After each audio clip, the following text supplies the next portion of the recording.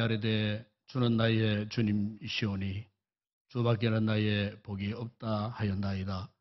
땅에 있는 성도들은 존귀한 자들이니 나의 모든 즐거움이 그들에게 있도다. 아버지 하나님, 우리의 영광을 받으시기에 합당하신 거룩하신 하나님 앞에 오늘 당신의 자녀들이 이곳에 나와 경배와 찬송과 예배를 올려드립니다.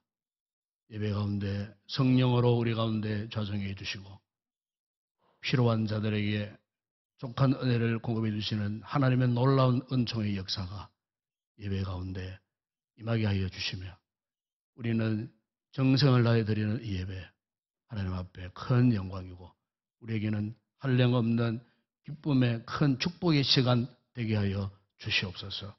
모든 영광을 주님께 올려드립니다. 우리 주 예수 그리스도의 이름으로 기원드리옵나이다. 아멘.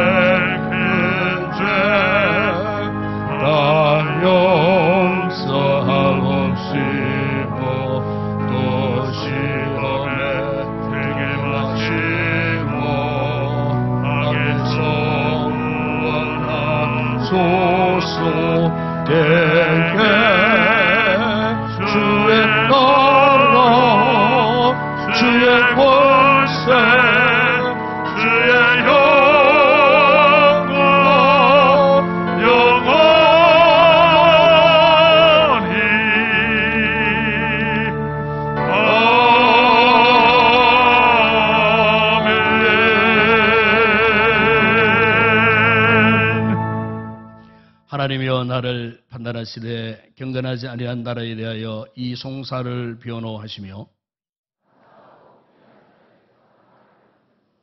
주는 나의 힘이 되신 하나님이시거늘 어찌하여 나를 버리셨나이까.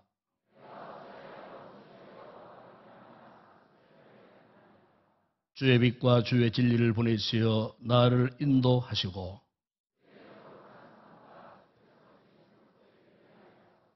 그런즉 내가 하나님의 제단에 나아가 나의 큰 기쁨의 하나님께 이르리이다.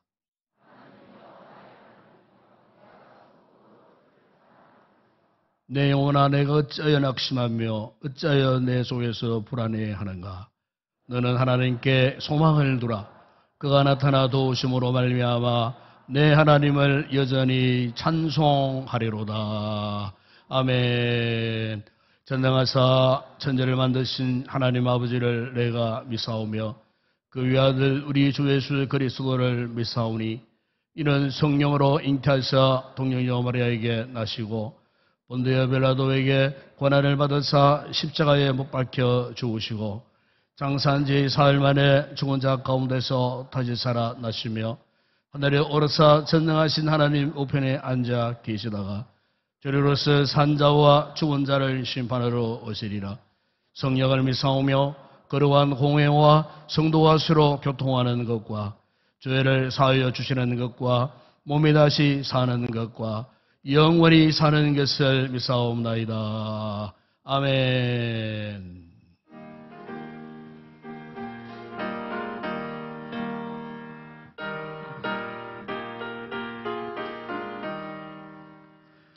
즐겁게 한 시간을 반갑고 좋은 날 내 마음을 경계하니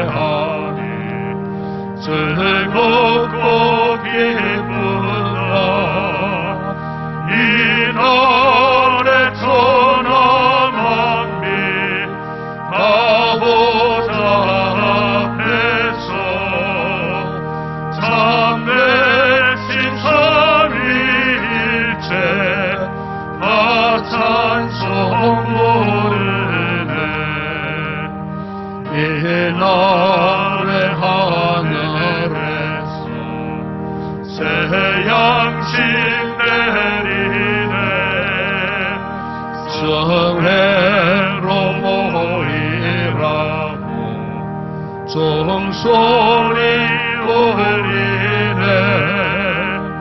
복음의 밝은 빛에 온 세상 비치며 또 영생 우리 흘러 시원케 하시네. 이 주일 지킴으로 새해를 이루소. 영원히 쉬는 곳에 다 올라갑시다. 성부께 찬미하고 성자와도 성령 참되신 삼위일체 다 찬송 부르세.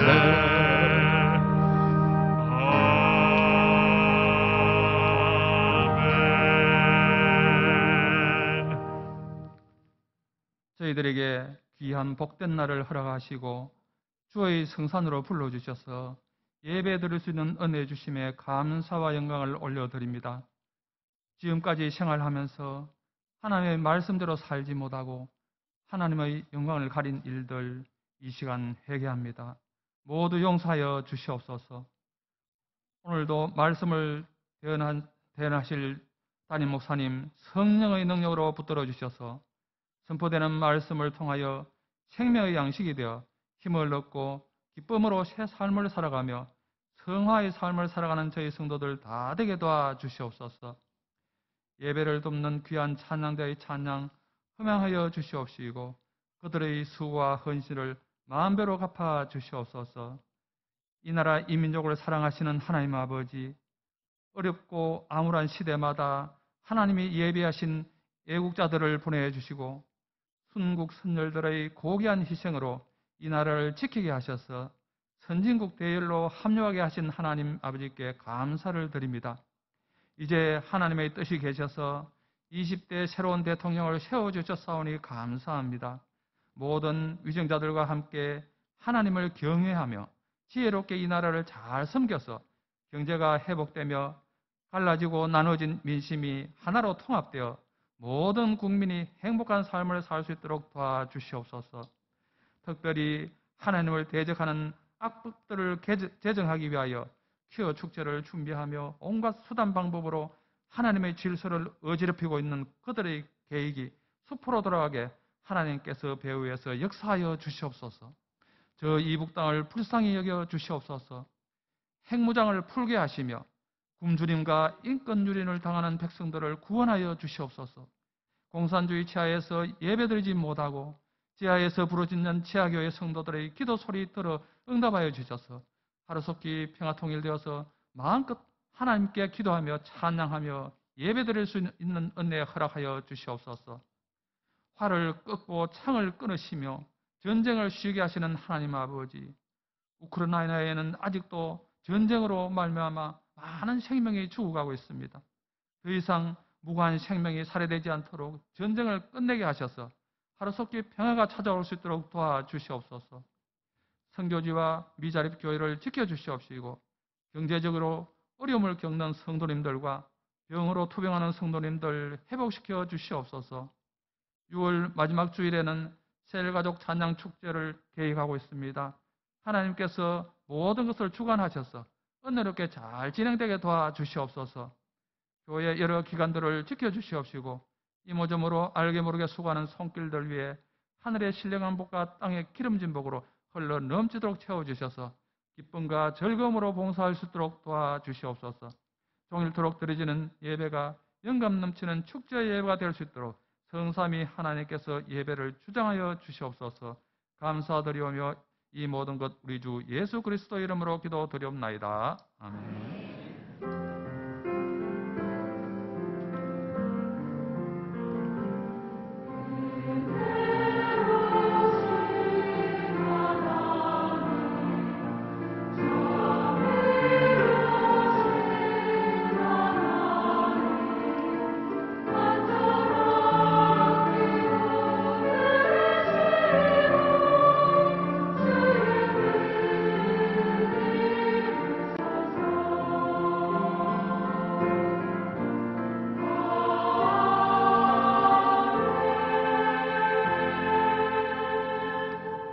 오늘 우리 교회 이후예배 참석해주신 우리 새가족 여러분들 진심으로 환영을 드립니다.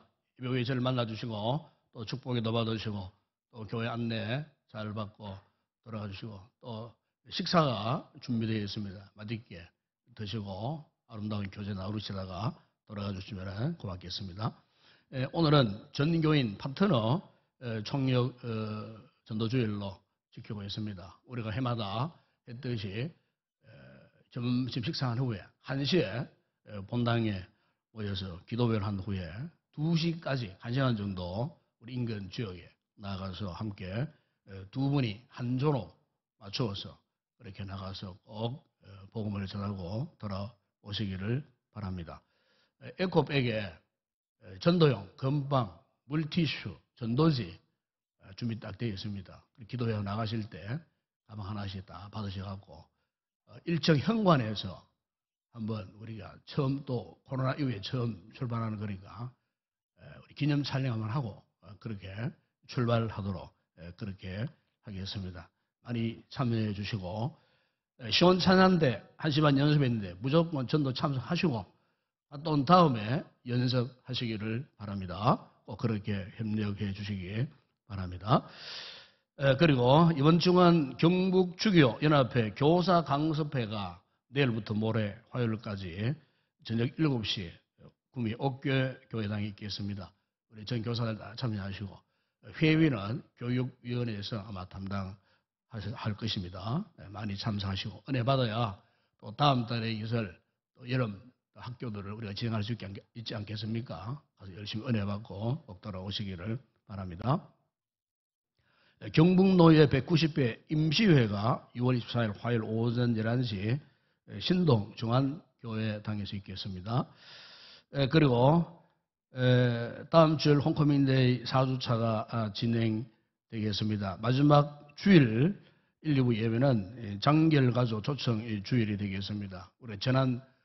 우리가 초청 전도 축제 때도 했습니다만은 또 홈커밍데이 우리가 코로나 이전에 늘 이렇게 마지막 전반기 마지막 행사가 되겠습니다. 전도에 관한 일에 대해서는.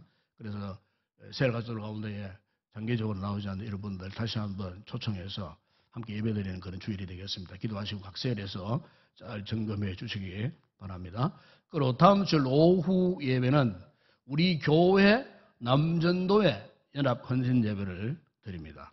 본교회입니다. 그래서 강사님은 인근에 있는 구미 제1교회 김경택 목사님 오셔서 또 귀한 말씀을 전해 주시겠습니다.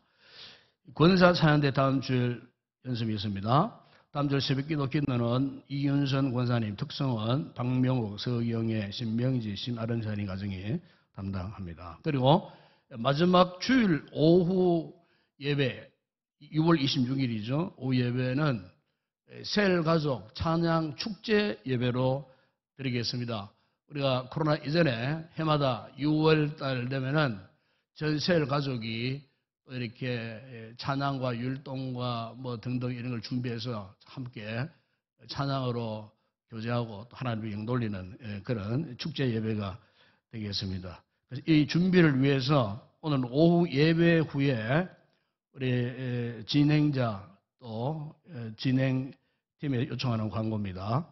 찬양위원회 각 총무 그리고 셀 리드 방송실 담당자는 오늘 오후 예배 후에 본당에 잠시 모임이 있겠습니다. 그래서 마지막 줄 준비를 위한 의논이 있을 것 같습니다.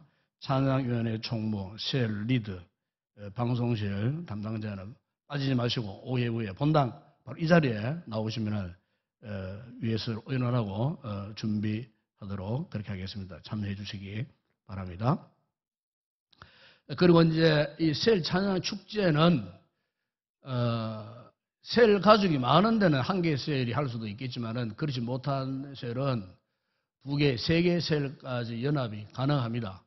그래서 서로 셀리들끼리 한번 연락하셔갖고 이 팀을 맞추어서 늦어도 다음 주일까지는 신청서를 올려주셔야 됩니다. 그래야 이제 진행위원회에서 순서도 짜고 하는 부분들이 있기 때문에 다음 주일까지는 반드시 모든 셀들이 연합하든지 뭐 개별을 하시든지 하셔갖고 어쨌든 그 계획을 신청서를 사무실로 꼭 다음 주일까지 제출해 주시기 바랍니다. 이 시간 주님 앞에 귀한 예물 올려드립니다.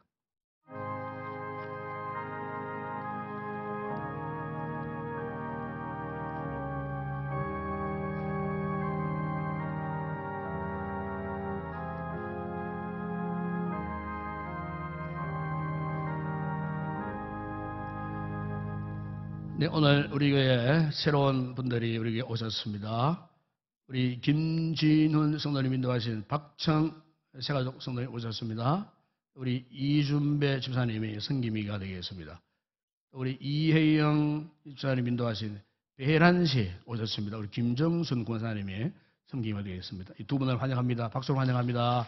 환영합니다. 잘 오셨습니다. 감사합니다. 오늘도 많은 선들이 주님 앞에 귀한 예물을 올리셨습니다. 기도하겠습니다.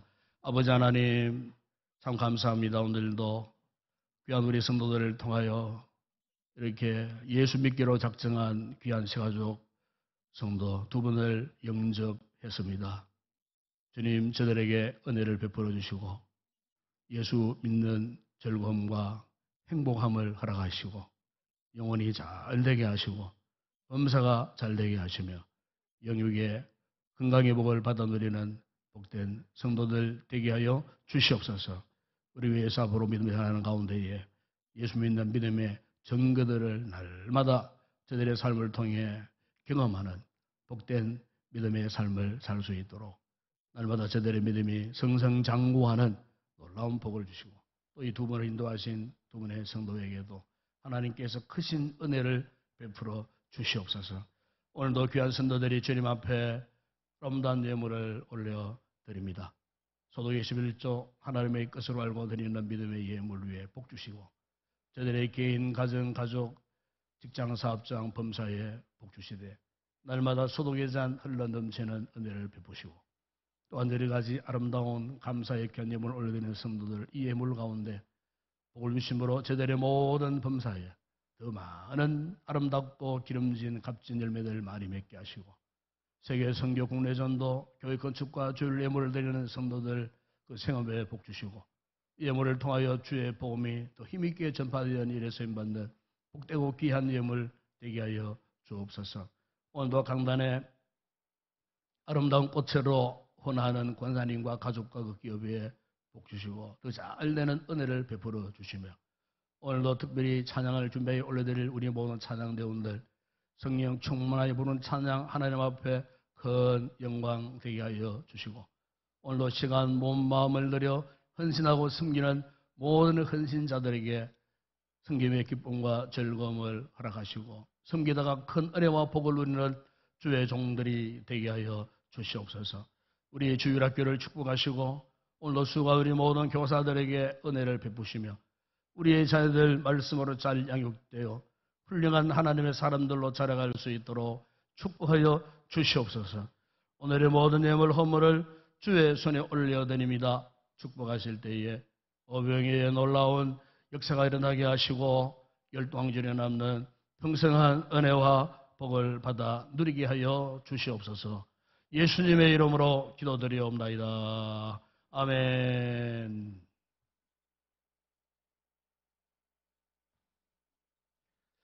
오늘 상고할 하나님 말씀입니다. 오늘은 구약성경 사사기 제6장 12절에서 16절 말씀을 교독하겠습니다.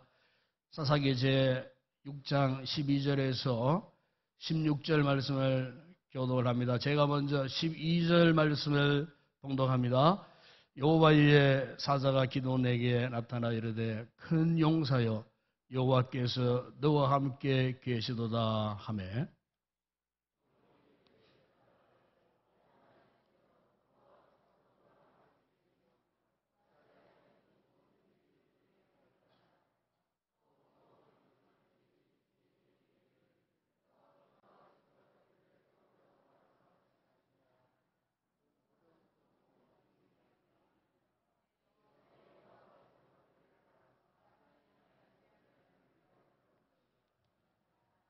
여호와께서 그를 향하여 이르시되 너는 가서 이 너희의 힘으로 이스라엘을 미디안의 손에서 구원하라. 내가 너를 보낸 것이 아니냐 하시니라.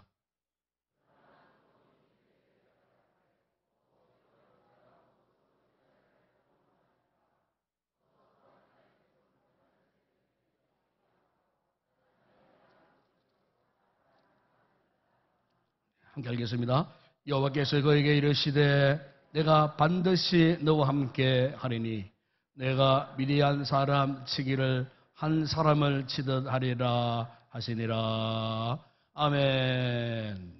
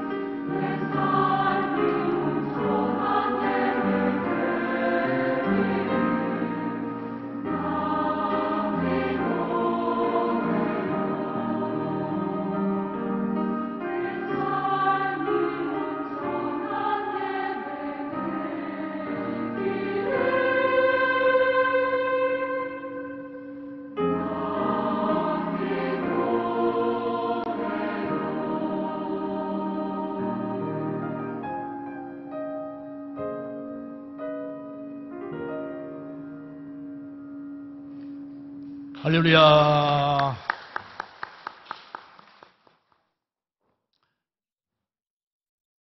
네, 주변 친구들, 또 주변 사람들에게 이 바보라고 불려졌던 한 어린 소년이 있었습니다. 그도 그렇게 항상 이렇게 말투가 어눌하고 또 행동, 그제도 또 버벅거리고 바보처럼 보이기 때문이었습니다.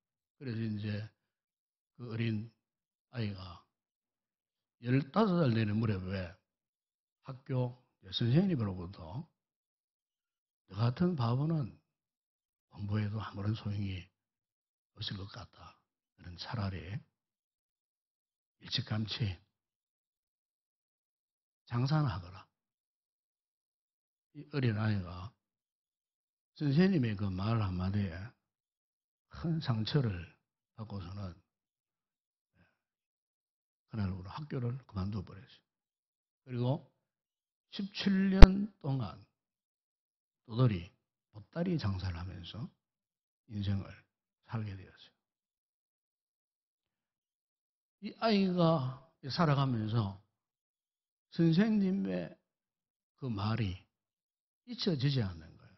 너는 바보다. 너는 전능하다. 너는 무능한 인간이다. 너는 그냥 장사만 할 뿐이고 농판에 가서 일만 할 뿐이다. 차라리 그게 낫겠다.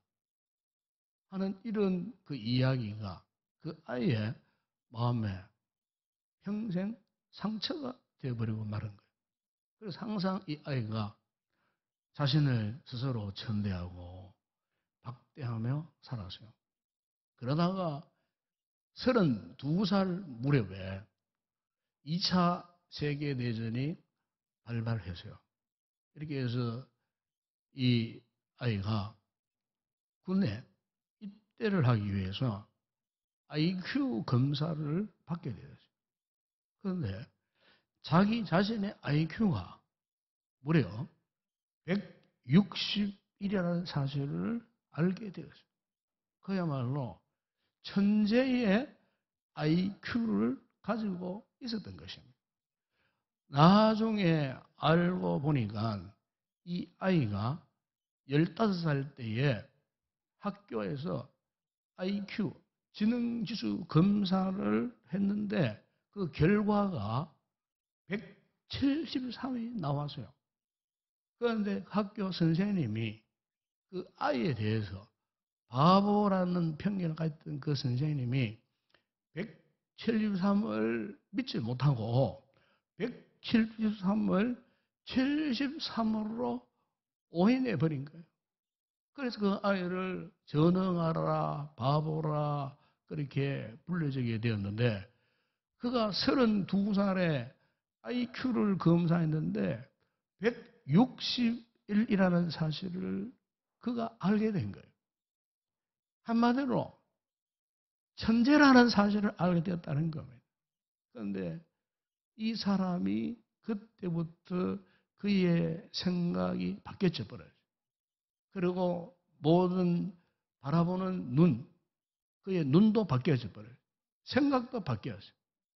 그리고 말도 바뀌고 행동도 바뀌고 이후에 이 사람이 자신이 생각하는 그 생각을 글로 쓰기 시작했어요.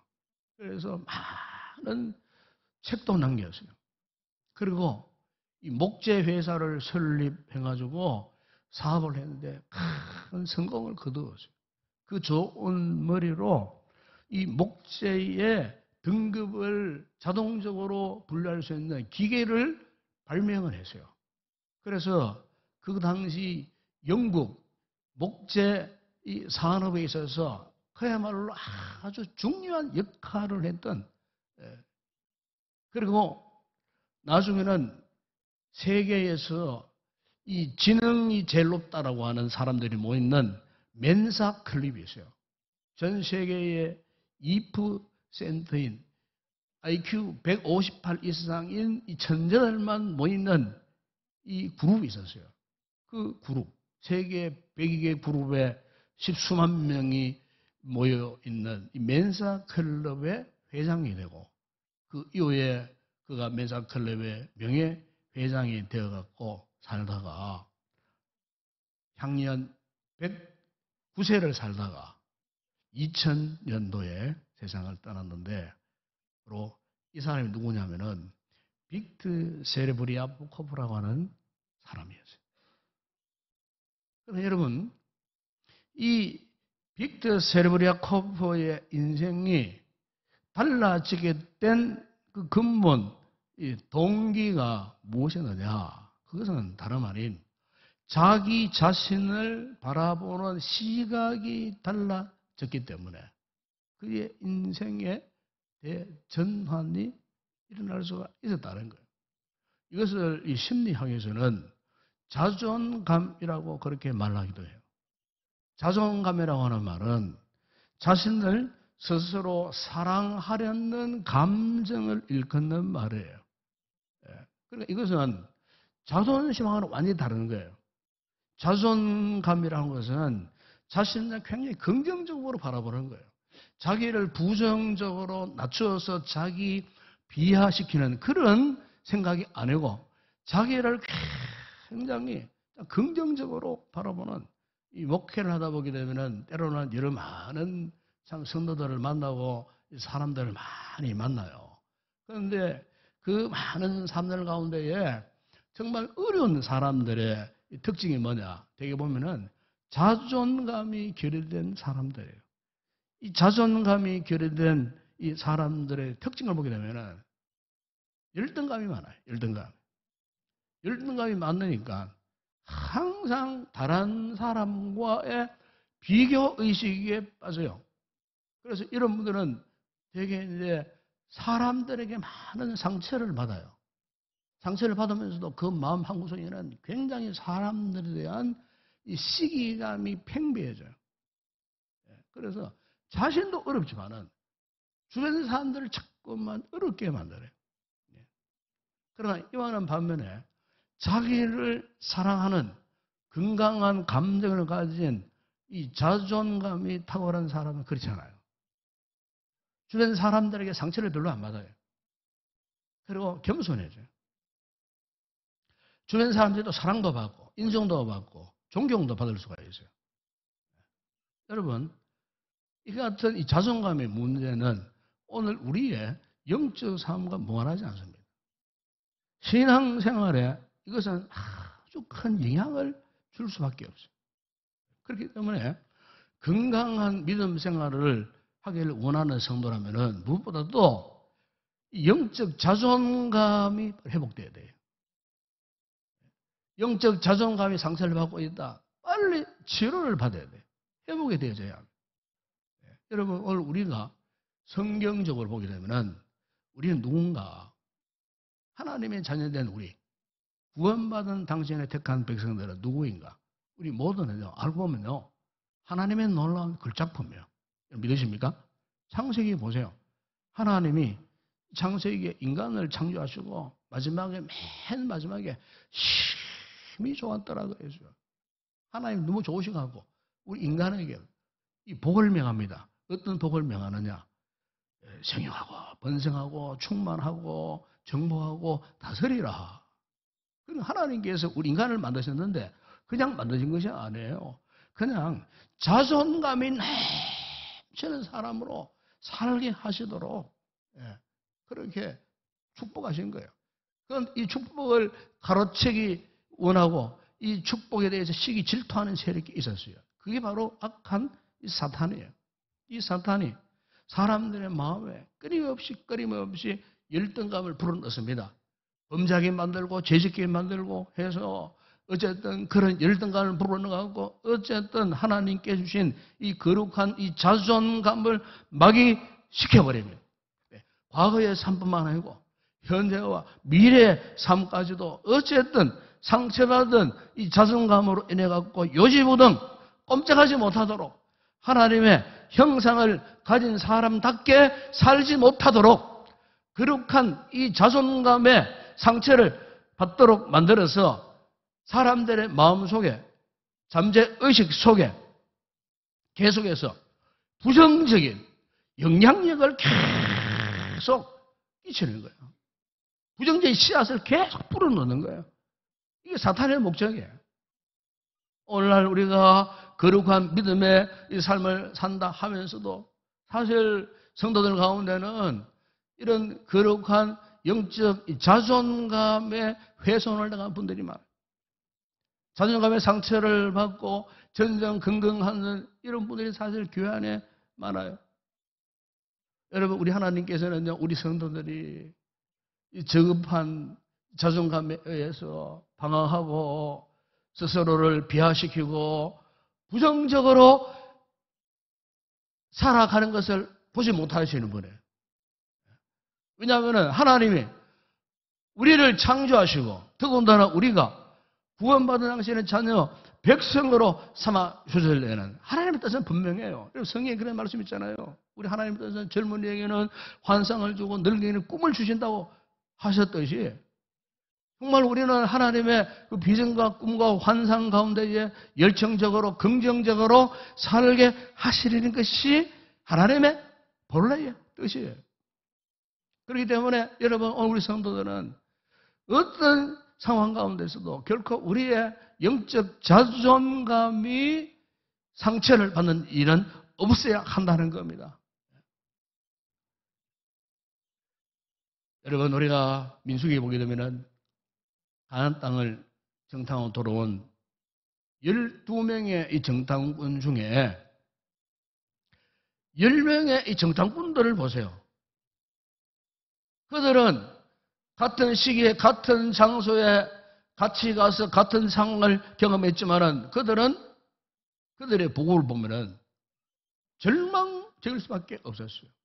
민수기 13장 3절에 보시면은 네피름 후손인 아낙 자손 거인들을 보고 그들이 스스로 자신들과 비교 의식에 빠졌는데 우리가 보기에도 메뚜기 같더라 그랬어요. 그들은 하나님께서 다 준비해 놓으신 그 가나안 땅을 포기하라고 오히려 그 공동체 앞에서 절망적인 보고를 하는 것을 볼 수가 있어요. 그러니까 한마디로 이스라엘 공동체가 메뚜기 컴플렉스에 빠지게 만들었다는 겁니다. 여러분, 이렇게 자존감이 낮은 사람은요, 남과 비교하는 메뚜기 컴플렉스에 빠진 사람이에요. 이런 분들은 새로운 시도를 꺼려야 합니다. 아무리 좋은 미래가 준비되어 있어도 거기에 대한 열정이 없어요. 그리고 항상 부정적이에요. 순종하지를 못해요. 거부하고 불순종하고. 바로 이것은 낮은 자존감의 영향 때문에 여러분, 아담이 하나님을 떠났을 때에 시작된 것이 바로 이 상처받은 낮은 자존감. 단순히 제 문제에서만 끝나는 것이 아니에요.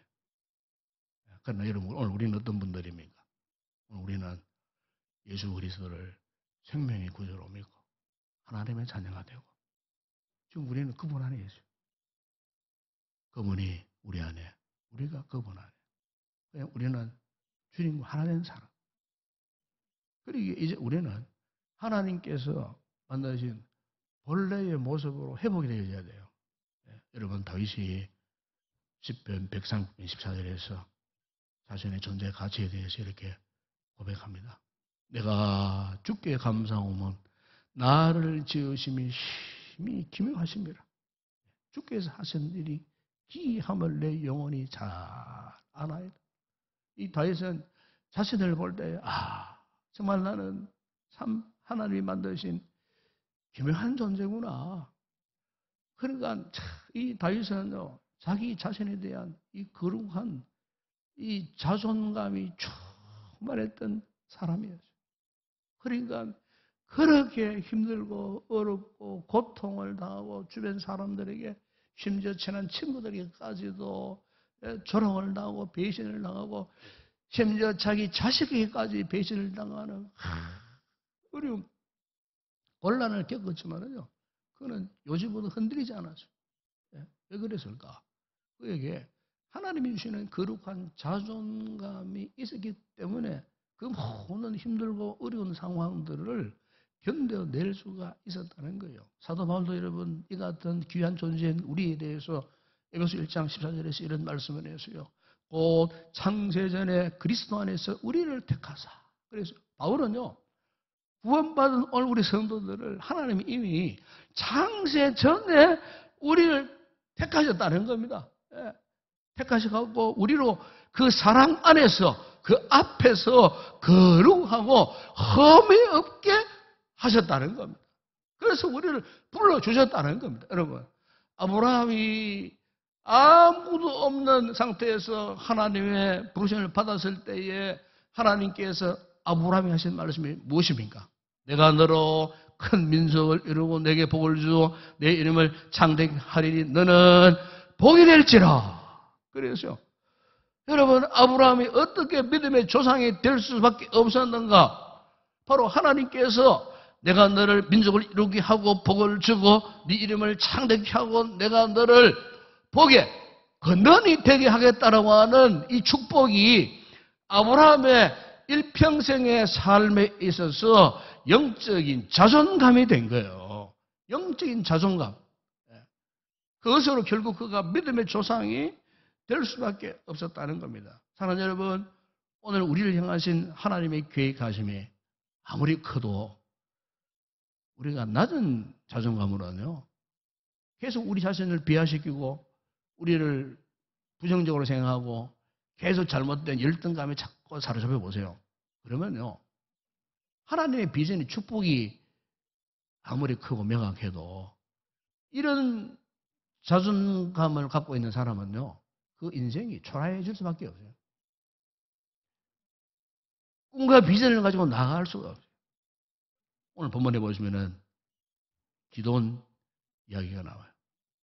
기드온은 여호수아가 죽은 뒤에 이스라엘 백성들이 지금 우상 숭배로 이스라엘 공동체가 혼돈에 지금 빠져 있었어요. 그런데 이 시기에 엎친 게 덮친 격으로 옆에 저 가나안 땅 변방에 살고 있는 미디안 족속들이 침략을 해오는데, 본래 미디안 족속들은 이스라엘 동쪽에 살는 힘없는 그런 족속들이에요.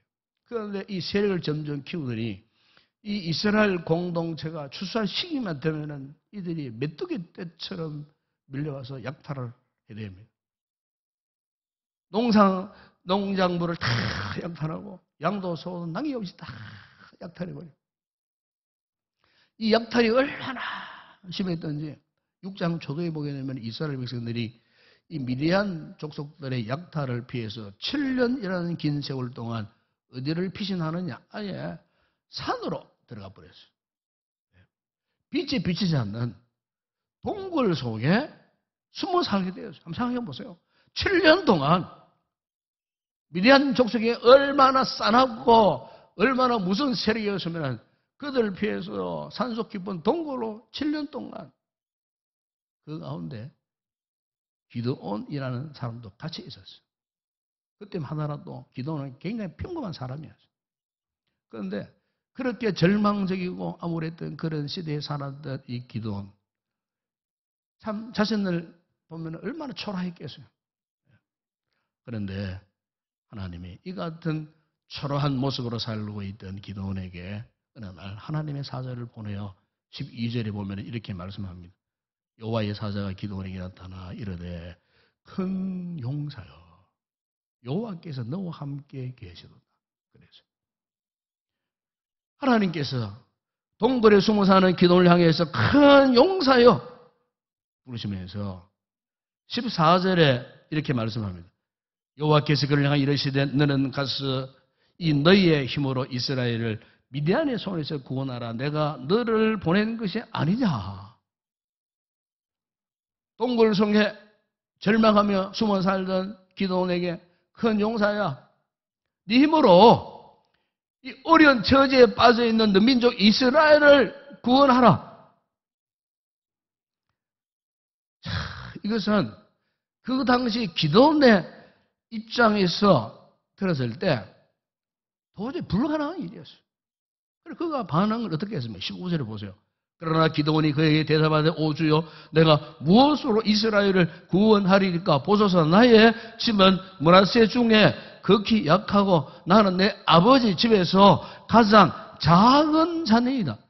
기드온의 반응은 하나님 부르셔갖고 하나님 이스라엘의 사사로 제자로 세우시면 기대가 넘치고 신나는 것이 아니고 오히려 어떻게 대답합니까? 자신의 무능함, 자신의 열등감을 그 앞에서 고백합니다. 내가 무엇으로 이스라엘을 구원할 수 있겠느냐고. 그러면서 자신은 므낫세 지파 중에서도 극히 약한 집안이고 그 집안에서도 가장 작은 자. 즉 나는 살 것 없는 자입니다. 나는 정말로 힘 한번 쓸 수 없는 시시한 자요. 나는 아무것도 할 수 없는 무능한 자입니다. 그런데 여러분 이 기도원의 이 같은 말이 그냥 내뱉는 말이 아니에요. 이것은 평소에 기드온이 가지고 있었던 자기 자신에 대한 평가라고 말할 수가 있어요. 여러분 대개 우리 사람에게는요 의식 세계도 있지만은 이 무의식 세계가 있어요. 정신적으로. 이걸 이제 이 잠재 의식이라고 그래요. 평소에 자기 자신에 대해서, 자신의 주변 환경에 대해서 끊임없이 부정적인 그런 생각을 갖고 있는 분들은요, 그 마음속에 자기도 모르게 무의식 세계에 부정적인 이런 것들이 자꾸 쌓이는 거예요. 쌓이면은 이 사람 평소에 대화 중에도 긍정적인 말이 안 나와요. 항상 부정적인 말이에요. 항상 남을 탓하고 항상 남과 비교하는 그런 쪽으로 이야기를 하고 항상 자기는 뭐 정말 몹쓸 인간이고 나약한 인간이고 이러면서 자기 비하적인 발언을 하게 되는 거예요. 이게 평소에 자기 자신에 대해서 내가 어떤 좋은 감정을 갖고 있느냐에 따라 갖고요. 평소에 속에 있는 것이 결정적인 순간에 이게 다 드러나게 되어 있는 거예요. 오늘 본문의 기도원도 마찬가지인 것 같아요. 평소에 자신이 가졌던 자기 자신에 대한 열등감, 나는 극히 약합니다. 나는 그야말로 작은 자입니다. 자기 비하, 자기 열등감에 대한 표현이 바로 그런 표현이 아니었는 거예요. 그런데 여러분 실제로 기도원의 집을 보면은요, 작은 집안이 아니에요. 여러분 그 이후에 하나님께서 기도원에게 너희 집안에 있는 우상들을 제거하라 했을 때 기도원이 어떻게 한 줄 아십니까? 그의 집에 있는 종 10명을 데리고 노예 10명을 데리고 우상을 없애버린 그런 사건이 그 나옵니다. 그러니까 여러분 보세요.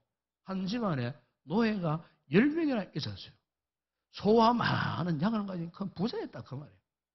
그런데도 그는 나의 집은 므낫세 중에 극히 약하고 나는 가장 약한 자라고 말할 수밖에 없었던 것은 자기 비하에 빠져 있는 거예요.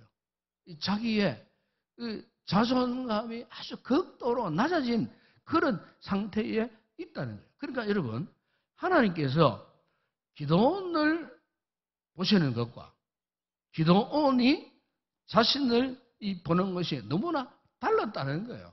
하나님은 기도를 향해서 너는 큰 용사라. 그래서요. 그리고 반대로 자신은 하나님 나는 극히 약하고 가장 작은 자입니다. 그렇게 보았다는 거예요. 여러분, 오늘 우리에게 있어서 그 문제점이 있다면 이것 아니겠어요? 그것은 하나님이 나를 보시는 것처럼 나 자신은 그렇게 생각을 하지 않는다는 거예요. 여러분 자신을 한번 꼭 mem상해 보세요. 하나님이 나를 어떻게 보고 계시는가? 그러면서 나는 나 자신을 어떻게 또 보고 있는가? 여러분, 진짜 내 모습은 내가 보는 나가 아니라 하나님이 보시는 나입니다. 하나님 나를 어떻게 보시는가? 이걸 알게 돼야 되는 거예요. 그러니까 내가 나를 바라고 생각하는 것보다도 하나님이 나를 보고 생각하는 것이 다 중요하다는 거예요. 그러기에 우리는 우리 스스로를 뭐 대단한 사람이 되려고 애쓸 필요가 없어요. 스스로가 그럴 필요가 없어요. 왜? 이미 하나님께서 우리를 이미 예수 믿는 순간, 구원받는 그 순간 이미 우리를 하나님께서는 대단한 존재가 되게 하셨다는 거예요. 여러분 그렇지 않습니까? 여러분? 만유를 창조하신 하나님의 자녀가 되었다 하는 것, 이미 그것 자체가 여러분 대단한 존재 아니겠어요?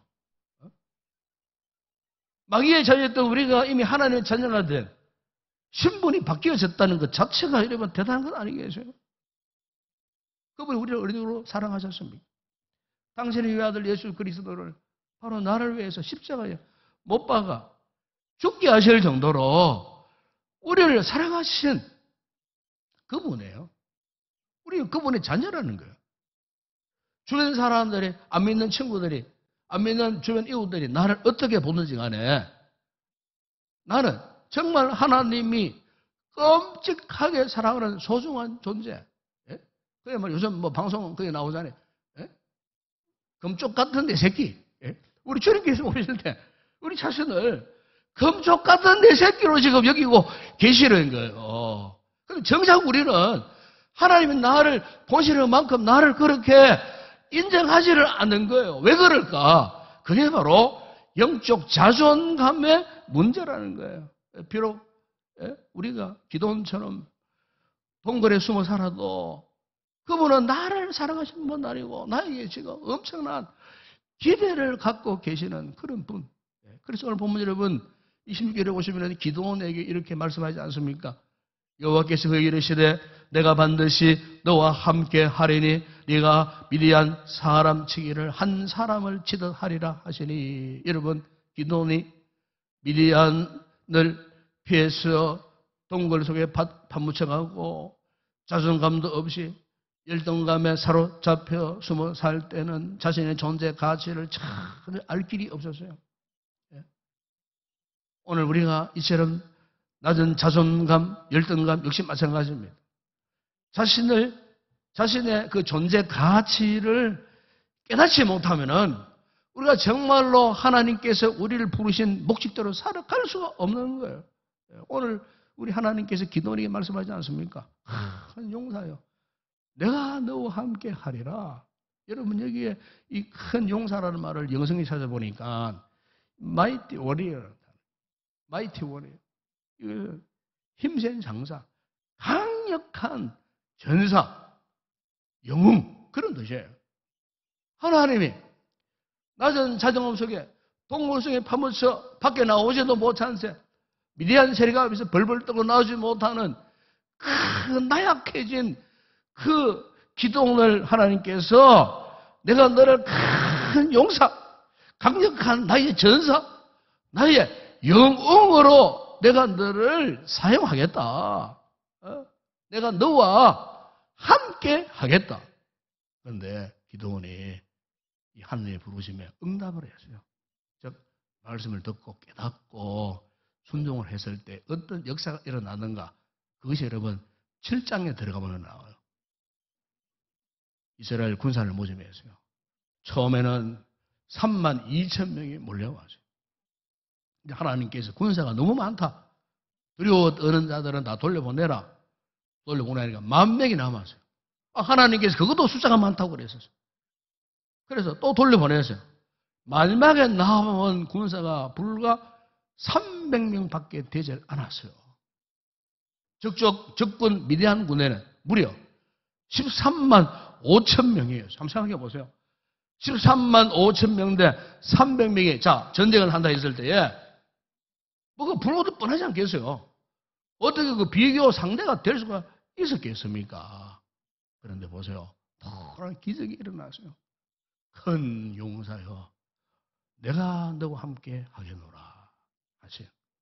이 말씀 앞에 아멘 라고 응답을 하고 그 말씀을 붙들었을 때에 기도원에 상처받은 낮아진 영적 자존감이 상승 곡선을 그리고 회복되었을 때 보십시오. 불과 300명의 그 군사를 데리고 13만 5천 위대한 대군을 대격파하는 대성리하는 기적의 역사가 일어났다는 거예요. 오늘 저는 이 말씀을 준비하면서 우리 성도들에게 이 어려운 시국에 참 여러 가지 경제적으로 힘들고 어려운 분도 있고 지금 건강상에 힘들고 어려운 분도 있고 뭐 가시각색 뭐 5만 가지 인생의 문제 앞에 주눅 들고 맥이 빠지고 힘이 빠지고 어찌할까 하는 그런 성도들이 많이 있어요. 저는 그런 우리 성도들에게 정말 우리가 영적 자존감을 회복합시다. 이거 회복하면은 뭐 돈 문제, 먹는 문제, 건강 문제 사실 그거는 문제가 안 돼요. 하나님께서 우리를 기도원처럼 큰 용사, 영적인 믿음의 전사로 불러주셨는데 그것 앞에 굴복하고 무릎 꿇고 머리 조아리고 어찌할바 그냥 막 절망하고 그래서 되겠어요? 영적인 자존감만 회복하면은 아무리 힘들고 어려운 여건 상황 저는 믿습니다. 그걸 다 우리 성도들이 이겨내실 줄을 믿습니다. 이게 중요한 거예요. 이탈리아 피렌체에 가면은요 유명한 두오모 대성당이 있어요. 성당도 유명하지만은 성당보다 더 중요한 것은 그 성당 앞에 있는 그 높이 5m가 넘는 이 다비드 상이 있어요. 다비드라고 하는 다윗 상이란 말이에요. 소년 다윗 상이 있어요. 이것을 누가 만드느냐면은 미켈란젤로가 이 대리석으로 깎아서 세운 거대한 동상이에요. 그런데 이 다비드상을 만들게 된 그 배경 유래를 보게 되면은 이 미켈란젤로가 이 다윗상을 조각하려고 이 돌을 구했는데 저 작업장 뒷구석에 버려진 길이 6m 되는 대리석 보니까 이미 그 대리석은 불량품이에요. 저 돌을 가지고는 도저히 작품을 만들 수 없는 그런 돌이었다는 거예요. 그러니까 이미 다 버려진 돌. 그 위에 막 흙더미가 묻혀있고 막 더러운 오물이 묻혀있는 그런 돌이었는데 미켈란젤로가 그 돌을 선택했다는 거예요.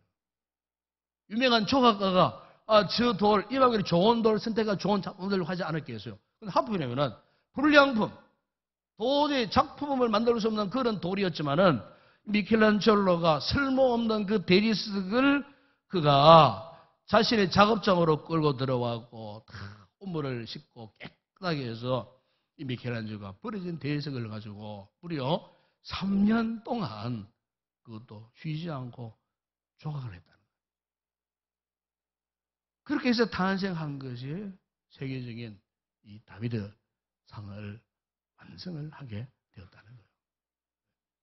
미켈란젤로가 이 다비드 상을 제망하던 그 제망하신 날에 그에 온 손님들에게 이런 말을 했답니다.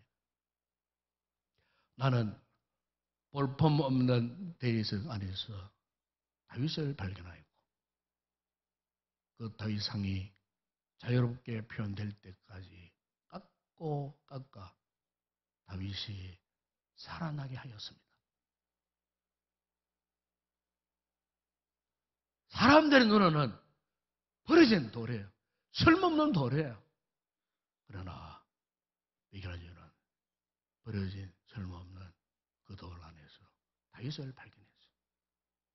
땀 흘려 수고하면서 깎고 또 깎아서 위대한 세계적인 작품 다비드상을 완성하게 되었다는 거예요. 저는 여기서 오늘 우리의 모습을 보게 되었어요. 그렇구나. 나는 어떤 존재였던가. 쓸모없는 존재. 하나님 앞에 더러운 존재. 죄를 짓고 마귀의 자식이 될 수밖에 없었던 불행한 존재. 그런데 이 불행한 존재 속에 하나님이 보시는 거룩한 눈길. 마치 미켈안젤로가 불을 향한 대리석에 숨겨진 다윗을 발견하고 다윗을 깎아내었듯이 하나님이 이 불량한 존재를 오늘 이렇게 나를 거룩한 존재, 당신의 거룩한 이 구원의 은혜를 만끽할 수 있는 하나님의 자녀, 백성이라고 하는 이 거룩한 존재로 나를 만드셨구나. 여러분, 오늘 우리가요, 그냥 신앙생활 그냥 왔다 갔다 하지 마세요. 한 가지만 깨닫자 그 말입니다. 우리의 존재는 보통 존재가 아니라는 거예요.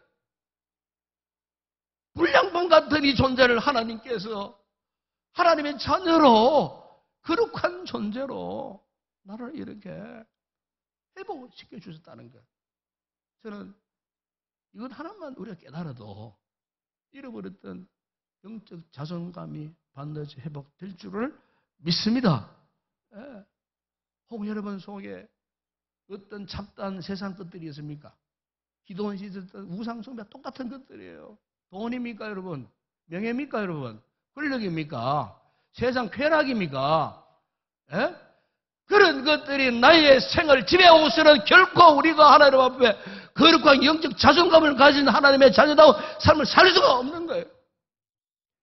기도원이 그렇게 했던 것처럼 내 속에 있는 그런 잡다한 세상적 우상들을 타파하지 않으면요, 결코 우리가 하나님 앞에 거룩한 영적 자존감을 가진 백성으로 살 수가 없어요.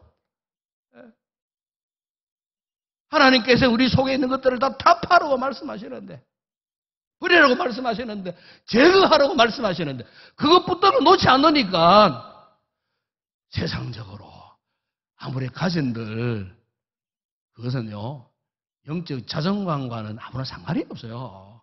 교환할 뿐이에요. 타락할 뿐이에요.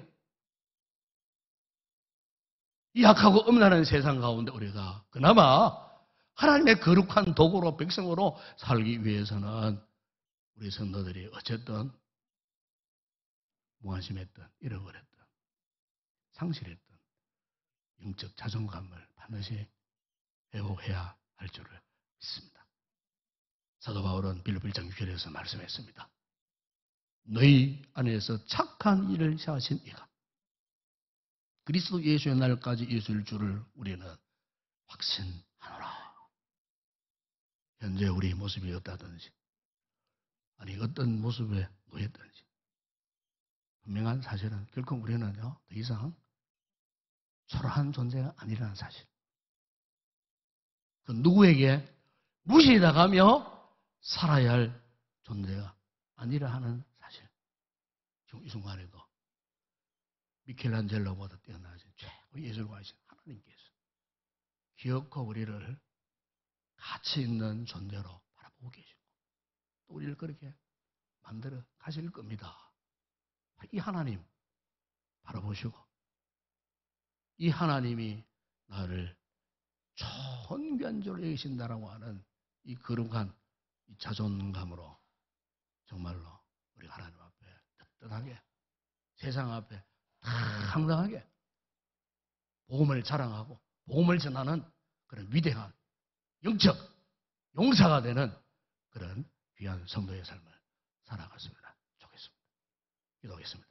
아버지 하나님, 오늘 말씀을 통해 우리 역시 기도원처럼 파괴되고 상실된 상처받은 거룩한 자존감으로 살고 있지 않았는지, 그렇다면 아버지 다시 한번 우리 생각을 바꾸게 하시고 영적 인식을 새롭게 하실 때에 아버지 잃어버렸던 거룩한 영적 자존감을 회복하여 하나님께서 명하셨던 것처럼 하나님의 큰 용사와 같이 하나님의 전사와 같이 믿음의 영웅처럼 살아갈 수 있는 저희들이 되기를 소망합니다. 하나님의 거룩한 자녀에 대한 떳떳한 자부심을 가지고 세상 앞에 당당히 서서 주의 복음을 전하고 자랑할 수 있는 위대한 귀한 우리 성도들 다 되게 하여 주시옵소서. 잘못된 자존감으로 아직도 동굴 속에 갇혀 있는 성도들이 있다면 속히 거기에서 탈출하게 하여 주시옵소서. 하나님의 거룩한 자존감으로 참으로 하나님이 기뻐하시는 복된 믿음의 삶을 살아가기라 다시 한번 결단하는 우리 모든 성도들 되게 하여 주시옵소서. 예수님의 이름으로 기도드리옵나이다. 아멘.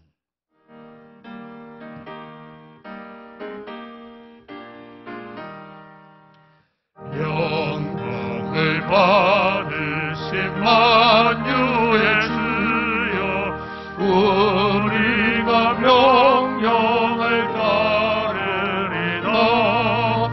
베푸신 은혜를 감사히 알고 죄죄랑 마음으로 섬기겠네.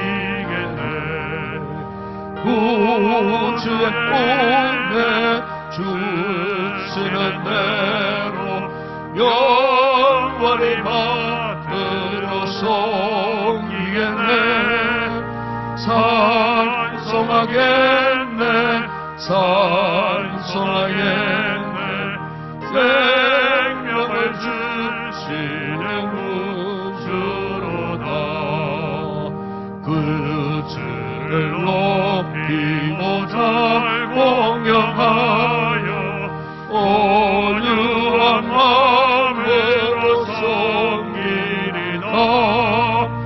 주 예수 안에 즐거워하며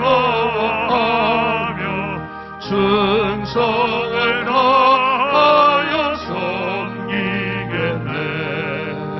구주의 은혜 주시는 대로 영원히 받들어 섬기겠네. 찬송하겠네,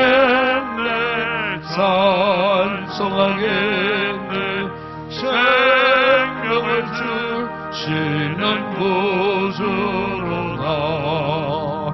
예수를 믿고서는 사랑하여 상 깊은 마음으로 섬기리라. 온 마음을 드리고는 순종하며 구주를 영원히 섬기겠네. 구주의 은혜 주시는 대로 영원히 받들어 섬기겠네. 찬송하겠네, 찬송하겠네. 생명을 주시는 구주로다. 할렐루야. 인사합시다. 당신 때문에 행복합니다. 정말 축복합니다. 한번 주변에 한번 보십시오. 당신은 성도님은 위대한 존재이십니다. 위대한 존재이십니다. 아멘. 위대한 존재, 거룩한 영적 자존심, 자존감 회복을 해서 어쨌든 여러분 우리가 이 세상에서 당당하게 사세요. 주눅 들지 마시고 당당하게 담대한 믿음으로 승리하는 그런 성도들이 되었으면 좋겠습니다.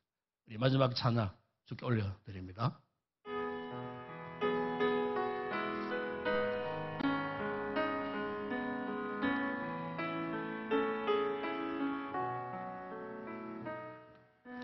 전실만 얻은 찬양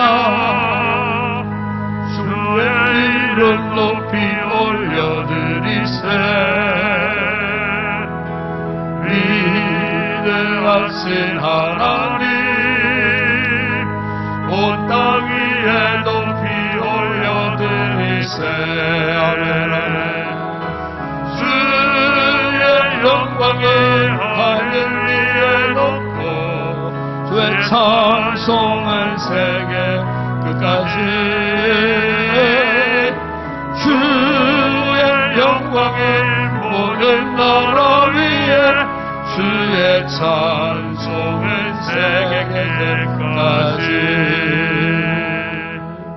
지금은 우리 주 예수 그리스도의 은혜와 하나님 우리 아버지의 무한하신 사랑하심과 성령의 위로와 교통과 충만하신 은혜가 하나님이 주시는 거룩한 영적 자존감을 가지고 이 세상을 하여 당당하게 복음을 자랑하며 살기를 결단하고 돌아가는 우리 모든 성도들 머리머리 위에 저들의 가족과 가정과 범사 위에 우리 교회와 이 나라와 이 민족 우리의 선교지 사역하는 주의 종들 가운데 이제와 영원토록 함께 있을지어다.